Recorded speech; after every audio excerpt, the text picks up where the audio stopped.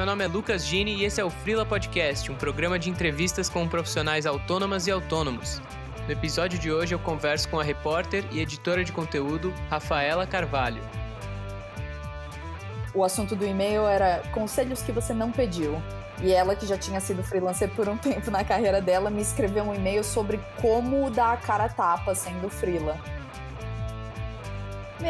Uma coisa que foi muito boa de aprender na vida de freelancer é que, assim, ninguém sabe o que tá fazendo com a própria vida, né? Em algum momento, quando eu tava numa seca de freelas, eu comecei a falar com amigos sobre precisar de diferentes tipos de trabalho, falar o que eu fazia e perder a vergonha de dizer que você precisa ganhar dinheiro, né?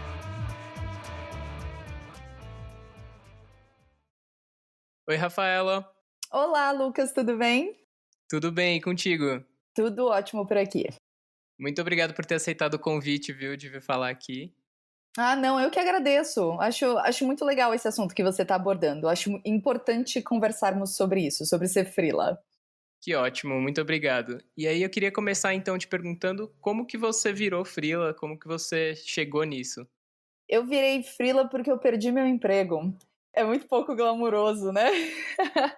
Eu conheço muitas histórias de gente que virou freelancer por escolha, porque percebeu que queria mais liberdade, enfim. Mas comigo foi uma cacetada da vida, assim, foi uma rasteira. Eu perdi meu emprego no fim de 2014, eu trabalhava em uma editora de revistas pequena, que era um lugar, assim, onde eu fiz o começo da minha carreira. Eu era estudante de jornalismo, comecei a trabalhar lá como estagiária de texto em 2011, fui a primeira pessoa da história da editora a ir de estágio à contratação, eles queriam que eu continuasse com eles e me contrataram.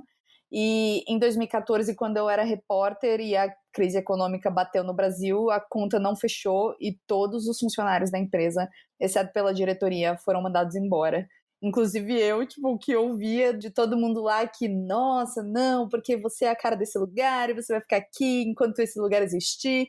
E aí eu levei esse tombo. Então eu virei freelancer meio que por um acidente de percurso. Entendi. Isso foi em 2014, você falou. Foi. Eu fui demitida no dia 17 de novembro de 2014. Eu sou uma pessoa com uma memória muito boa para datas. Então, eu perdi meu emprego dia 17 de novembro, mas eu fiquei nele até dia 22 de dezembro, ali até o ano acabar. E eu comecei em janeiro de 2015 desempregada. Como que foi esse começo, então? Tipo, você tava zero preparada e como que foi virar o ano sem saber o que ia acontecer? Eu tava zero preparada mesmo, assim, porque eu não tava esperando, de verdade, essa demissão de um lugar que claramente falava que gostava de mim, eu gostava de lá, era um emprego em que eu era muito feliz. Enfim, foi uma demissão sem justa causa, então eu recebi uma rescisão, eu pude sacar o meu FGTS, que eu era uma contratada CLT, mas eu virei o ano sem saber o que fazer. Eu tinha uma editora-chefe muito querida, que é uma grande amiga minha até hoje, e antes mesmo de eu demonstrar e dar qualquer sinal de desespero máximo, ela me mandou um e-mail no meu e-mail pessoal já, na minha última semana de trabalho. O assunto do e-mail era conselhos que você não pediu. E ela, que já tinha sido freelancer por um tempo na carreira dela, me escreveu um e-mail sobre como dar a cara a tapa sendo freela. Porque ela realmente sentiu muito ter que me demitir, porque ela achava que eu era uma repórter muito boa e tal. Então ela me deu dicas para eu sobreviver nessa nova realidade. E com aquele e-mail e com a minha grana da rescisão, eu meio que tive que reconstruir uma vida para mim agora sem emprego fixo. Nossa, cara. E também fazia pouco tempo que você tinha se formado, pelo que você falou. Eu me formei no fim de 2013, então foi um ano depois de eu me formar em jornalismo e que eu tinha esse emprego fixo. Foi praticamente exatamente um ano depois. Entendi. Essa sua chefe, então, foi já o primeiro passo? Ela chegou a te indicar para algum trabalho ou foi mais uma questão de te dar um apoio para que você começasse a caminhar mesmo? Essa editora onde eu trabalhei é um lugar maravilhoso, que eu gosto muito dele até hoje, se chama Editora MOL. E essa chefe, que era editora-chefe das publicações, a primeira coisa que ela falou depois de falar na reunião, a gente tem que te mandar embora, ela falou, a gente gosta muito do seu trabalho e gostaria que você fosse uma das nossas repórteres freelancers daqui pra frente, se você topar e tal.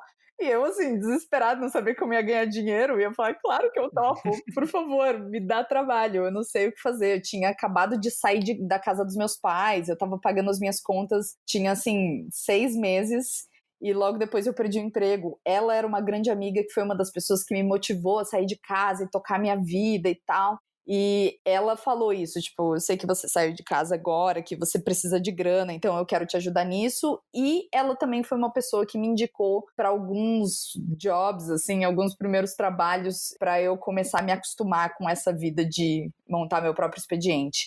Então, tudo que eu tinha que era fixo mesmo eram as publicações para as quais eu já escrevia como repórter e que agora eu era freelancer. E essas indicações que vinham aqui e ali enquanto eu não aprendia muito bem a dar a cara a tapa. Entendi. E aí, como que foi esse processo e o que mudou quando você, nas suas palavras, aprendeu a dar a cara a tapa? Meu, uma coisa que foi muito boa de aprender na vida de freelancer é que, assim, ninguém sabe o que tá fazendo com a própria vida, né? Tá todo mundo aprendendo no caminho, não é? Tô aqui fazendo podcast pra isso, né? Exatamente. Isso é uma coisa que a gente percebe quando você se encontra nesse cenário. Então, eu cheguei a perguntar para colegas meus que eram freelancers ou que já tinham feito freela e mandado e-mail para alguma publicação que eles gostavam, com sugestão de pauta, sei lá. E quando você pergunta até para as pessoas mais experientes, todo mundo meio que fala: ah, é isso, assim, enfia a cara e vai. Então, quando eu recebi o e-mail do Conselhos que Você Não Pediu, dessa minha editora-chefe, uma das coisas que ela falou que eu achei muito interessante é: você vai pegar uma publicação que você gosta e vai ver, assim, o que ela não falou no último ano e que você acha que seria interessante de abordar, vai pegar umas referências de links internacionais e de publicações gringas que falaram mais ou menos desse assunto e falar do seu ponto de vista dele e como que você pode criar uma matéria legal para eles. Você vai fazer isso, sei lá, 10 vezes, 7 lugares vão te ignorar, 3 vão falar com você dizendo, ah, muito interessante, e talvez desses 3, um te dê alguma pauta no futuro, se você insistir bastante.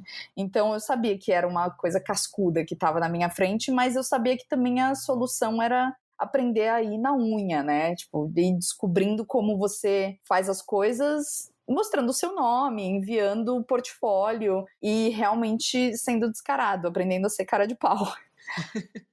O jornalismo que você faz na editora e o que você desenvolveu depois por conta própria é de um nicho específico? Eu já escrevi para muitos nichos específicos.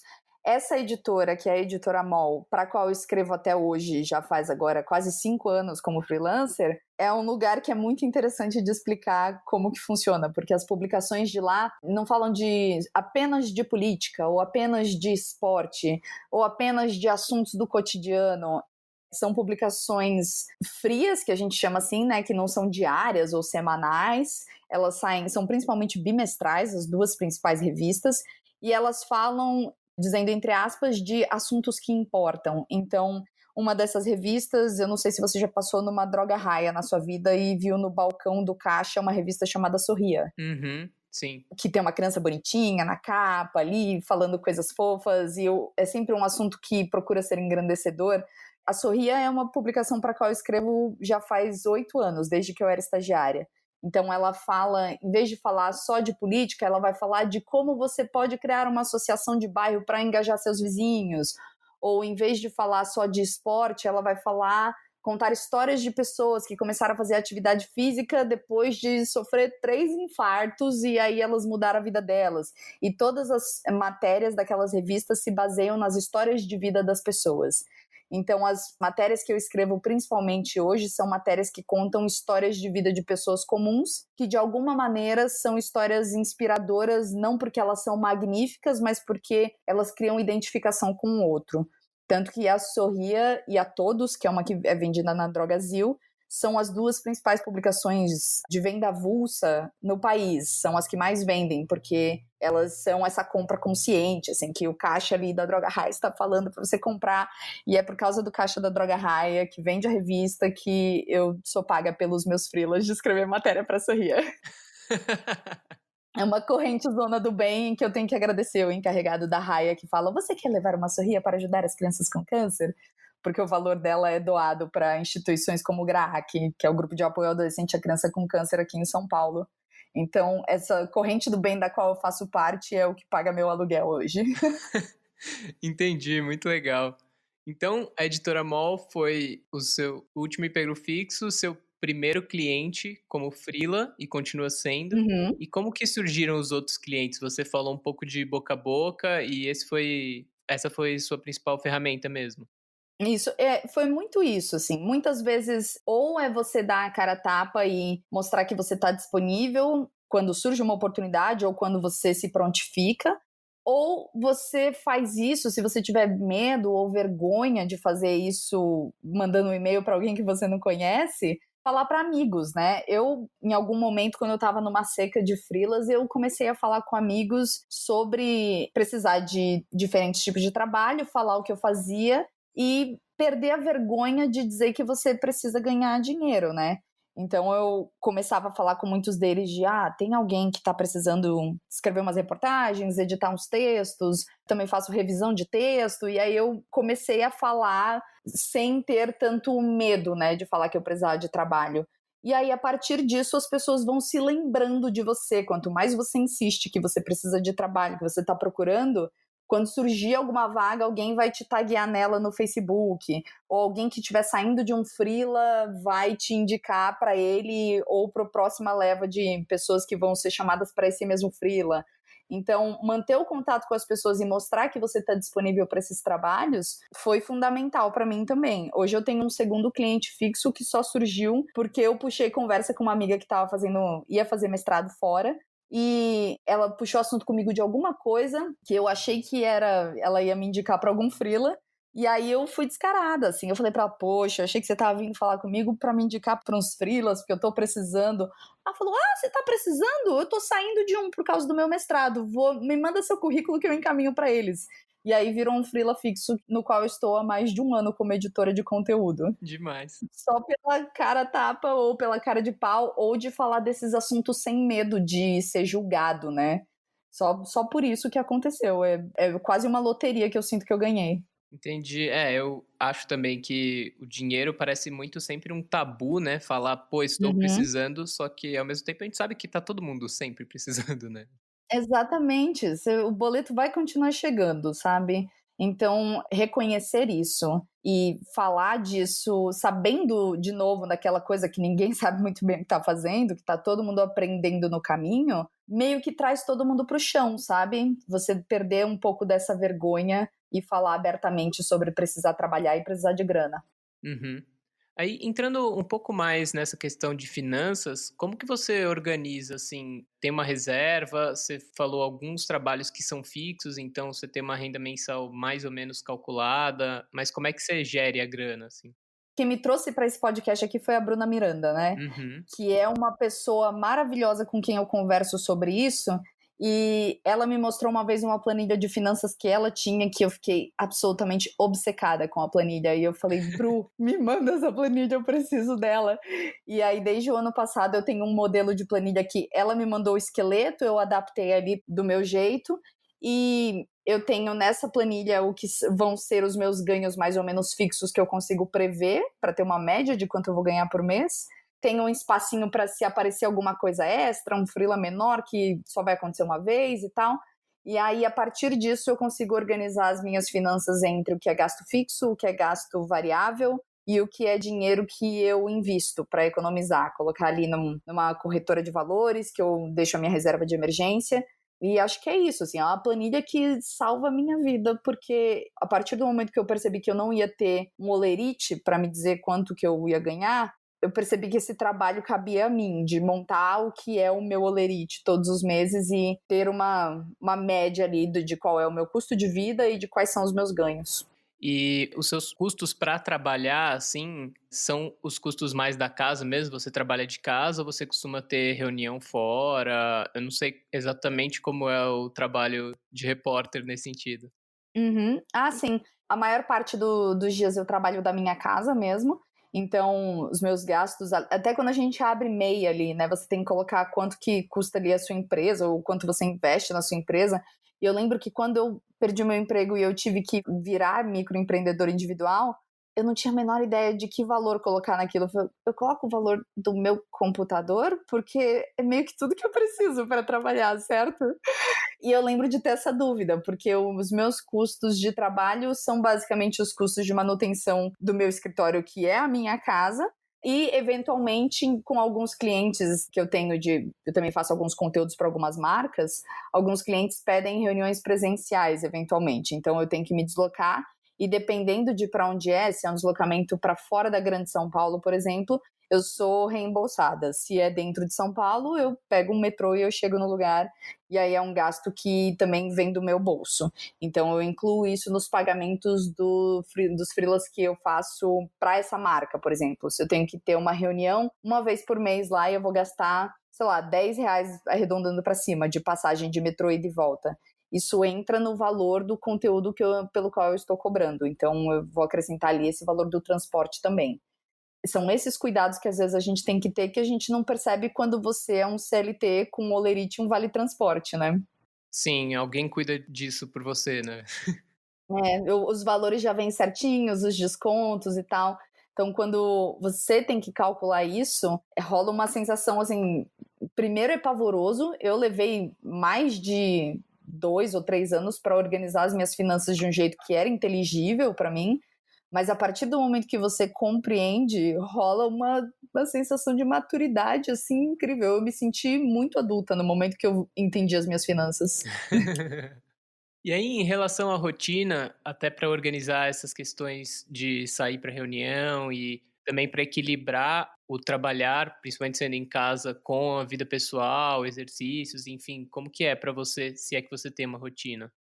Eu demorei muito tempo para estabelecer uma rotina também. Foi algo difícil para mim no começo, porque, de novo, né, quando um expediente é montado para você, você sabe que você tem que se deslocar para ele, quanto tempo você vai levar nisso, quanto tempo você vai gastar no escritório, enfim. Eu sinto de verdade que o momento da minha vida que eu consegui organizar uma rotina da qual eu me orgulho foi só esse ano. Assim, no meu 5º ano da vida de freelancer, é isso? 2015, 16, 17, 18, 19, isso. No meu 5º ano da vida de freelancer foi quando eu sinto que eu tenho uma rotina que eu consigo trabalhar, consigo fazer terapia, consigo fazer uma atividade física, consigo organizar os meus horários para empurrar tarefas para outros horários e não trabalhar durante um dia inteiro se eu for encontrar algum amigo que está em São Paulo, ou se eu for encontrar minha amiga que teve neném agora e ela precisa de uma tarde de ajuda com o bebê. Então, eu sinto que foi só esse ano que eu consegui montar essa rotina e que eu sinto que eu tenho mais respeito pelo meu cérebro e pela capacidade produtiva dele e pelo meu corpo também, que não fica o dia inteiro com a bunda na cadeira. Porque quando a gente é freela, a gente acha isso, né? Posso ficar aqui até a hora que for, e você trabalha até 3 horas da manhã porque você ficou no YouTube o dia todo. Não é? Acontece. Já aconteceu com todos nós isso. Todos somos culpados dessa sensação. Eu tenho medo de ver Netflix, por exemplo, porque eu tenho medo de tomar o meu dia todo e eu virar uma pessoa improdutiva que quer ver o próximo capítulo da série e tal. Então eu vi pouquíssimas séries na minha vida até hoje, mesmo trabalhando de casa, porque eu tenho muito medo de ver e de repente parar de trabalhar porque eu tenho que ver essa série da Netflix. Então eu fico apavorada e eu não abro a Netflix no meu computador. E você falou também dos seus clientes fixos, então você tem com eles um combinado de rotina de horários e tal, ou é uma questão mais por entrega mesmo e que tudo é por sua conta da organização? A organização parte muito de mim, mas tem alguns clientes que querem ter um pouco mais de protagonismo nisso, né? E aí vai de cada um. Então, por exemplo, as publicações da MOL que eu faço agora, Sorria, por exemplo, é uma revista que quando eu recebo uma pauta, os editores já me conhecem há muitos anos, então já rola uma relação de confiança de a pauta é essa, tal para fazer, o prazo é tal, manda, sei lá, se a gente for fotografar pessoas, precisamos do contato dessa pessoa que vai ser fotografada, 10 dias antes da entrega e tal, e eles me deixam trabalhar e eu não sou cobrada do status de nada. Outros clientes, por outro lado, querem não só me estabelecer o prazo, como sempre perguntam do andamento, querem ter certeza de que está tudo caminhando dentro dos termos deles, e aí realmente é meio que cada cliente é de um jeito diferente. Então, para mim, a grande sacada hoje é respeitar cada um deles de acordo com o que eles querem e fazer esse eventual malabarismo de quando você tem reunião com um, você também tem um prazo de entrega de outro e como é que você coloca todas essas coisas dentro da rotina, né? Uhum. Eu fiquei curioso pensando agora, porque como pela história que você contou, você entrou meio no susto, Uhum. eu imagino que até pelo seu primeiro cliente ser um lugar que você já trabalhava, não tenha tido imediatamente uma preocupação com o contrato. Mas em 5 anos, eu imagino que você deve ter precisado de um contrato em vários momentos. E aí você falou também dessa flexibilidade com cada cliente, então Uhum. como é que é também estabelecer essa relação e formalizar isso? Eu tenho muita sorte, na verdade, de trabalhar assim. Eu estou debaixo de um guarda-chuva de, por exemplo, esse outro freela fixo que eu tenho, de um site chamado Projeto Draft, que eu também gosto muito dele, porque ele conta histórias, enfim, de pessoas que estão criando projetos únicos e meio que moldando essa nova economia que a gente vive hoje, que é a economia dos freelas e dos empreendedores e dessa gig economy, né, que a gente vive hoje, sem um emprego fixo e tal. E eu estou debaixo de um guarda-chuva dentro do projeto Draft, em que a gente tem clientes que fecham contratos com o projeto Draft e toda a parte de burocracia e tudo mais cabe ao meu superior, que cuida desse processo todo e dos valores de contratos e tal. E aí existe um valor, um teto assim de valor fixo de conteúdos. Então, uma matéria grande que eu escrevo, vão me pagar, vamos supor, R$ 1.000 por uma matéria. Se é uma matéria menor, um negócio que exige menos, eu posso pautar o valor daí para baixo, dependendo das minhas horas de trabalho. Que isso é uma coisa que, enfim, eu não precisaria fazer, nunca foi cobrado de mim, mas eu não achava justo cobrar a mesma coisa por uma reportagem grande e uma coisa por um videozinho pequeno. Então eu mantenho esse diálogo com esse meu supervisor do draft. Ele é a pessoa que cuida de todo o contrato, de todos os valores e da parte burocrática com o cliente. E eu sou a pessoa que cuido da parte editorial, criativa, da comunicação, para ter certeza de que dentro do que precisa ser feito da mão na massa, todo o conteúdo está caminhando bem, está sendo postado no período certo, está sendo enviado para aprovação dentro do prazo e por aí vai. Entendi. Então, essa é mais uma pessoa com quem você mantém um relacionamento, né, ajustando esses trabalhos. E Isso. você falou antes da sua ex-chefe que meio que te introduziu e te deu uma ajuda no começo. Uhum. Antes da gente gravar, você estava falando também de outras pessoas que você mantém uma relação. Então, você tem meio que uma rede de freelas assim com quem você conversa e troca ideia não só sobre mercado, mas sobre o estilo de vida, assim? Meu, eu não tenho, sabia? Isso é uma coisa, a gente até antes de gravar a gente falou, né, sobre como essas conversas às vezes não acontecem, primeiro porque eu acho que existe esse bloqueio de falar dessa posição de não ter um emprego fixo, porque eu ainda acredito que é algo muito estigmatizado. Então, por exemplo, quando eu falei para os meus pais que eu ia tentar viver de freela e que eu não ia procurar um emprego fixo quando eu perdi o meu, eles ficaram um pouco assustados, assim, mas você não tem que procurar um trabalho e tal, e acho que existe esse estigma e esse receio também de você ser visto como alguém que é um desempregado fazendo uns bicos, então acho que como a gente não fala disso por causa desse receio, essa rede tem dificuldade de crescer. Então foi só quando eu comecei a falar um pouco mais da minha vida de freelancer, porque eu me encontrei muito nesse estilo de vida. Não sei se é algo que vai durar para sempre. Eu ainda me sinto jovem, com 29 anos, desprendida das coisas, não sou casada, não tenho filho, não tenho cachorro para cuidar.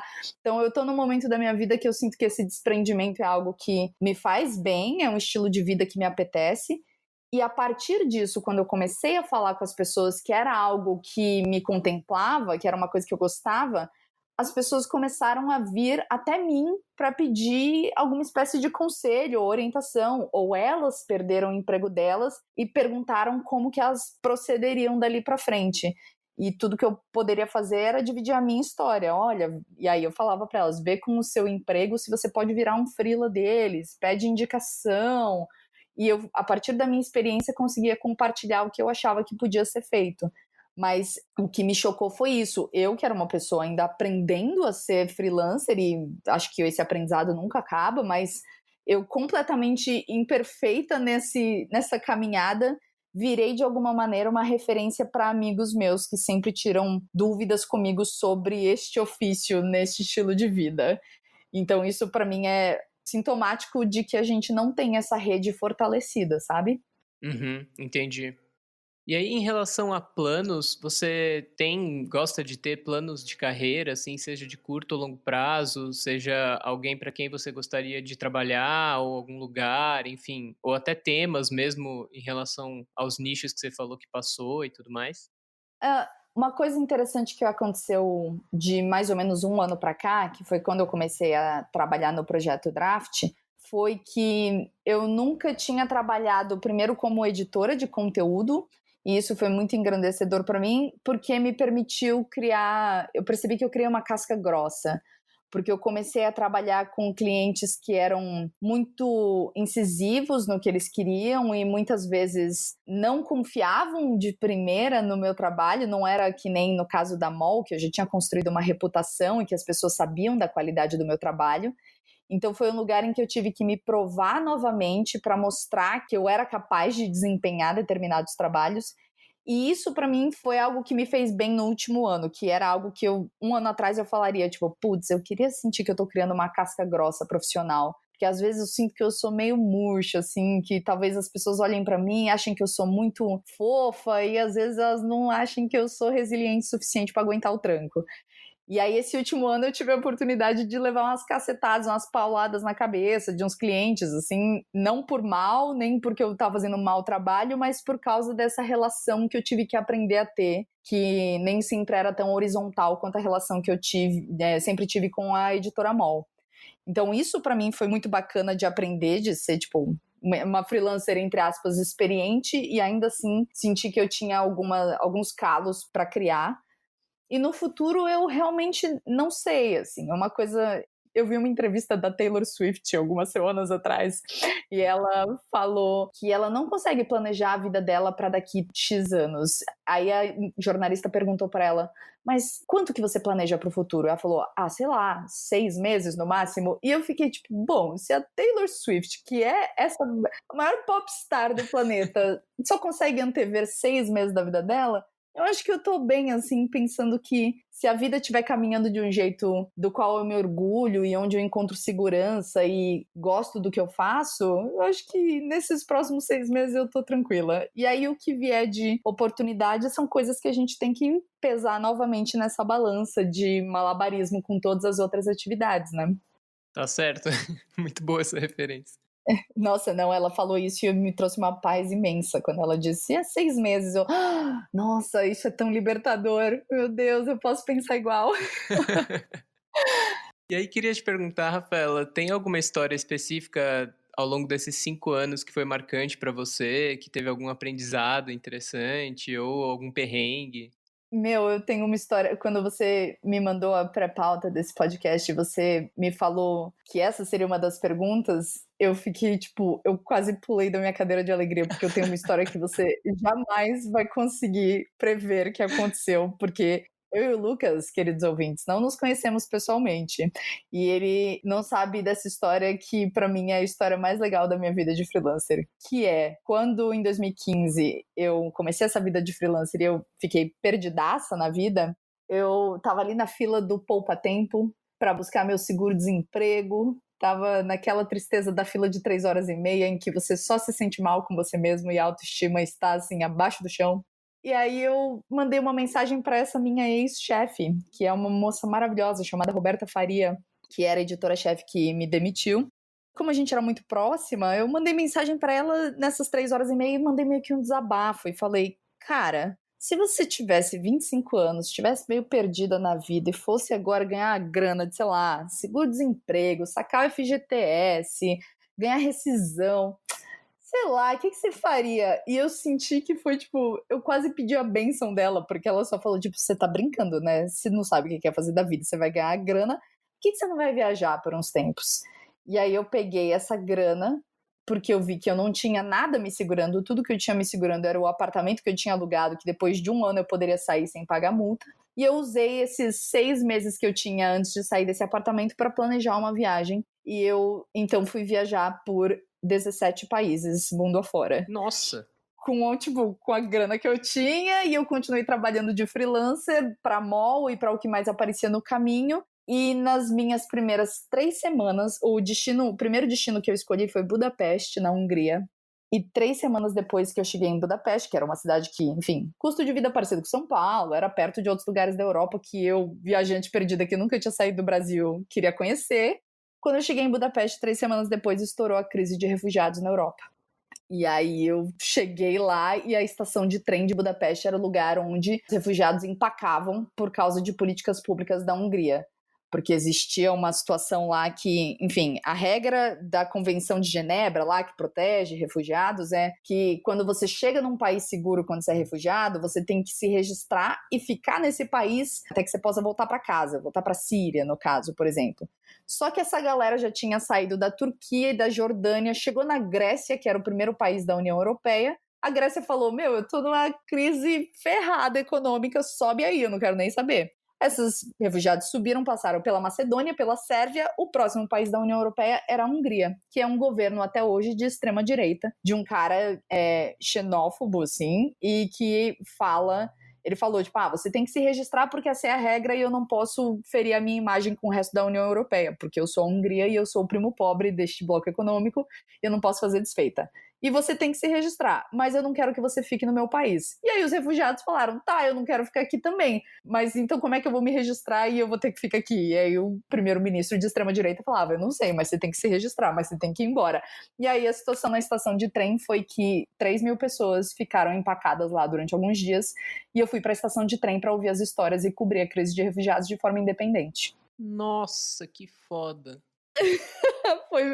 Foi uma experiência bem única, assim, porque aí, de repente, assim, que jornal brasileiro tem um jornalista na Hungria? Nenhum, né? Então, de repente, eu comecei a cobrir ainda pelo Snapchat, contar as histórias. Conversei com muitos refugiados que tinham um ótimo grau de escolaridade, então eles tinham inglês e francês fluente. E aí eu conversava com essa galera para saber as histórias delas, falava disso nas redes sociais. Jornalista conhece jornalista, isso ganhou uma repercussão a ponto de eu fazer uma transmissão ao vivo na Band News, de vender filmagem minha para Globo News e para o GNT. E mais tarde, quando eu ainda estava viajando, que eu estava em Roma, foi bem na semana que o Papa levou 3 famílias de refugiados da ilha de Lesbos, na Grécia, para Roma. E eu andando por Roma, passeando, dou de cara com o lugar onde um monte de repórter está cobrindo essa chegada. E aí eu entrevistei uma família de refugiados e publiquei uma matéria na Folha no dia seguinte. Nossa! Tudo assim, e foi um troço muito louco. Essa de Roma foi muito louco, porque assim, eu não fui falar com os refugiados na hora, porque tinha várias agências internacionais de notícia. Eu tava passeando no bairro mais turístico de Roma, que se chama Trastevere, que é tipo a Vila Madalena de Roma. E eu tava lá, feliz e alegre, só, tomando uma cerveja. E quando eu dei de cara com isso, e eu vi as agências de notícia e elas indo falar com os refugiados, eu peguei o cartãozinho do diretor da ONG que estava recebendo essas famílias. E eu falei, tem como eu conversar com uma dessas famílias? E aí ele me disse em inglês, elas vão ter a primeira aula de italiano amanhã neste endereço aqui. Aparece lá que eu consigo fazer você falar com uma delas. E aí eu achei um Wi-Fi na rua, peguei um e-mail, uma amiga minha trabalhava na Folha de São Paulo, eu pedi para ela um e-mail da editora de internacional da Folha. Em 10 minutos ela me mandou esse e-mail dessa editora de internacional, chamava Luciana. Aí eu mandei um e-mail para a Luciana e fui muito, assim, muito esperta, porque eu mandei um e-mail para ela e falei, olá, Luciana, tudo bem? Como você deve estar vendo nos sites das agências de notícia, o Papa levou 3 famílias de refugiados para a Itália, não sei o que lá. Estou em Roma e acompanhei a chegada dessas famílias e posso entrevistar uma delas para fazer uma matéria de perfil. É uma pauta que te interessa? Aguardo o retorno, obrigada. Não deu, 5 minutos e a mulher me respondeu, olá, Rafael, tudo bem? Pagamos 200 euros pela matéria. O quê? Nossa, velho. E aí foi isso, assim, no dia seguinte eu fui para esse lugar onde eles estavam fazendo aula de italiano, passei, assim, 3 horas, 4 horas entrevistando uma família, porque eles estavam ainda com um grau de ansiedade muito elevado e contando a própria história. E foi uma história, assim, que mexeu no meu coração e que eu guardo com muito carinho até hoje o recorte do jornal, assim, porque foi coincidência e de alguma maneira eu estava no lugar certo na hora certa, tanto nesse momento em Roma quanto em Budapeste, quando eu passei 10 dias indo para a estação de trem, ouvindo e contando as histórias dos refugiados. Ah, é só isso? E nos outros 15 países você não fez nada? Poxa. Olha, eu continuei trabalhando, como freelancer para as publicações da MOL, e o que foi muito interessante foi que eu voltei para o Brasil e fui reencontrar essa amiga, Roberta, essa editora-chefe. Eu fiquei 14 meses fora, mais de um ano rodando esses 17 países. Então, quando eu voltei e eu a reencontrei depois de um ano, ela me apresentou para os amigos dela que eu não conhecia, falando: Ah, essa aqui é a Rafa, ela é jornalista freelancer. E assim, ela estava na Albânia e não dava para saber porque ela continuava mandando as matérias no prazo. Então, contrata ela para os seus freelas se você precisar. Perfeito. Ou seja, eu acho que nada melhora tanto a minha reputação quanto mandar textos dentro do prazo quando eu estava na Albânia. Mas essa foi, assim, foi a história mais marcante, eu me senti muito privilegiada de poder contar essas histórias, porque foi um momento histórico, né? Foi a maior crise humanitária da Europa desde a Segunda Guerra Mundial. E ver tudo aquilo acontecer na minha frente e poder compartilhar essas histórias, eu virei jornalista para poder ouvir, contar e repercutir histórias de vida de pessoas. Então, a partir do momento que eu pude fazer isso daquela maneira, estando no olho do furacão mais de uma vez, foi quando eu me senti muito plena na minha posição de freelancer por acidente, e eu entendi que não existe caminho errado, sabe? Porque lá estava eu, por causa da perda de um emprego, vivendo um momento único e até hoje o mais marcante da minha carreira. Nossa, é incrível, cara. Sim, muito louco. E eu geralmente pergunto do equilíbrio entre vida pessoal e profissional, né, até falei contigo antes, e Uhum. essa viagem é uma loucura em relação a isso, né. Nossa, ela foi. Porque ainda foi muito no começo da minha vida de freelancer também. E eu tava nessa. Viajar foi uma fuga em muitos aspectos, de não querer enfrentar esse mundo novo e ter muito medo dele. Então, ter a bênção da minha editora-chefe foi basicamente um jeito de não me sentir louca, embora fosse em alguns aspectos uma loucura fazer isso. Mas quando eu voltei pra cá, eu aluguei um apartamento, que é onde eu moro até hoje. E eu fiquei mais de um ano sem sair de São Paulo para estabelecer uma rotina, ou pelo menos chegar perto disso, porque eu precisava de raízes, eu precisava de um chão. E a partir disso, então, foi quando eu fui entendendo melhor as minhas indisciplinas como freelancer, os meus momentos de procrastinação, os momentos em que eu sinto que eu preciso parar e ter o privilégio de, sei lá, 3 horas da tarde dar uma voltinha na rua e tomar um sorvete ali embaixo da rua, porque eu não tô cumprindo expediente. E esse ano, para mim, o que me fez estabelecer essa rotina foi tanto ter um horário. Eu faço terapia às 7 horas da noite e eu faço academia 3 vezes por semana às 7 horas da noite também. Então, minha segunda, terça, quarta e sexta, 7 horas da noite, eu sei que o meu expediente já tem que ter acabado porque eu tenho outro lugar onde eu preciso estar.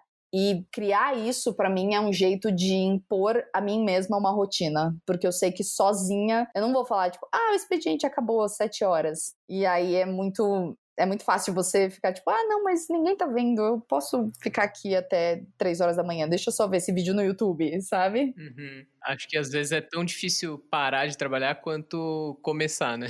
Muito mais até. É, as duas coisas. Quando você entra no embalo, né, às vezes é muito difícil de parar e pode chegar em níveis mais estratosféricos, né? Por exemplo, depois de 4 anos e meio sendo freelancer, a primeira vez na minha vida que eu tirei férias de verdade como freela foi em maio desse ano. Ou seja, entre 2015, lógico, eu viajei, rodei o mundo, tudo, mas eu estava sempre preocupada com prazos, com clientes com quem eu tinha que falar, se o Wi-Fi era bom para eu mandar as coisas dentro da agenda, fuso horário. Então, esse ano, em maio, foi a primeira vez que eu me planejei para não trabalhar durante 20 dias. E aí, assim, eu apaguei o aplicativo do Gmail do celular, eu deixei aviso de férias em todos os cantos. Eu tenho um cliente que é mais impertinente do que todos os outros e eu bloqueei ele no WhatsApp com medo dele me mandar mensagem. Então, foi a primeira vez que eu realmente estabeleci essa disciplina tanto da saúde mental, quanto da atividade física, quanto do descanso verdadeiro, sem ficar pensando em trabalho. E isso para mim também fez toda a diferença. Nossa, muito legal esses estágios, assim, né, Uhum. durante a viagem, depois estabelecer a rotina e ir aperfeiçoando, isso é muito legal mesmo. E é uma coisa que, assim, não significa que porque a rotina que eu tenho funciona hoje, não significa que daqui de novo 6 meses ela vai continuar funcionando, porque a gente não sabe se outro cliente vai aparecer ou se um cliente vai debandar, se, vamos supor, de repente eu recebo uma proposta de trabalho fixo que parece incrível e eu preciso mudar completamente o meu estilo de vida. Então, acho que é entender que todos os dias a gente tenta ali melhorar, que não é uma trajetória linear e que o que vale é você sempre pensar em como você está fazendo isso de modo a não prejudicar a sua saúde física, a sua saúde mental e não enlouquecer, sabe? Porque é muito fácil a gente viver com o cliente na nossa cabeça, com os prazos na nossa cabeça, mas tudo que a gente pode controlar são as nossas ações, não é a impressão que o cliente tem da gente, não é ele no nosso pé. Então, a autodisciplina vem muito de entender que você tem o privilégio de ser o dono das suas horas. Então, como que você faz o melhor disso e cria um dia a dia do qual você se orgulha, né?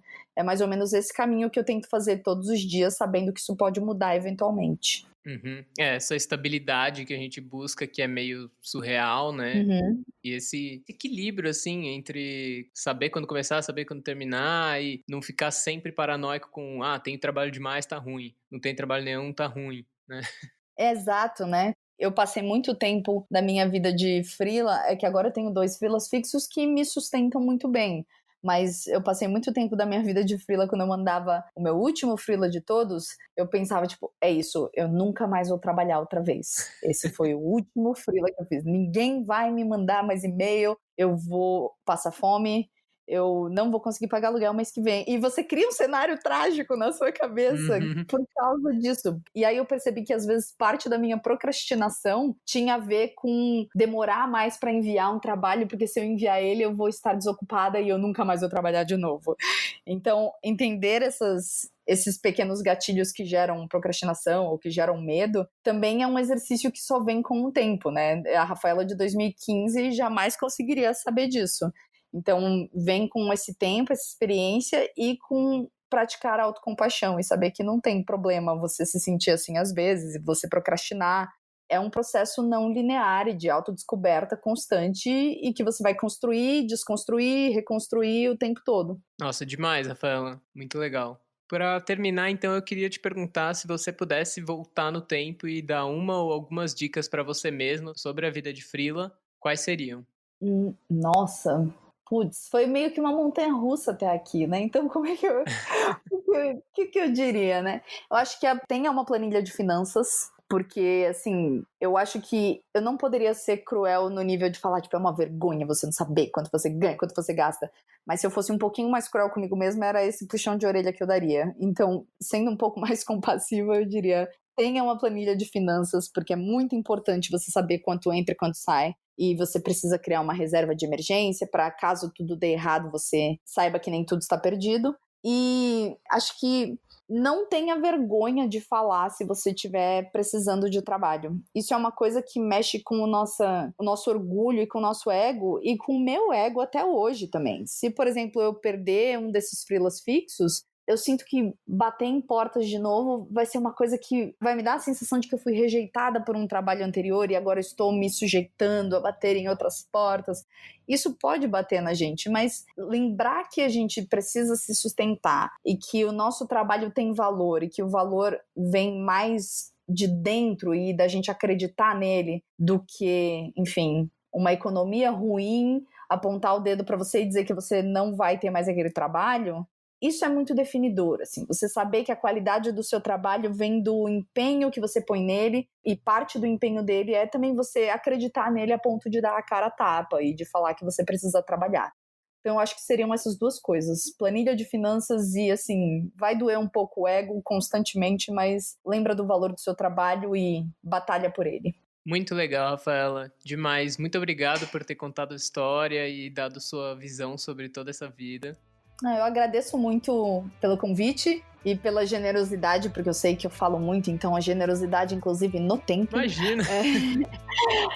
Mas agradeço muito por você se interessar pela minha história e eu espero que ajude muitas pessoas a saber que ninguém sabe exatamente o que tá fazendo com a própria vida e tá todo mundo aprendendo no caminho, inclusive e especialmente nós, freelancers. Sim, com certeza. Até quando a gente sabe, é bom ouvir dos outros. as mesmas coisas. Exato, exatamente. Muito obrigado de novo, Rafaela, e um beijo. Um beijo, até mais.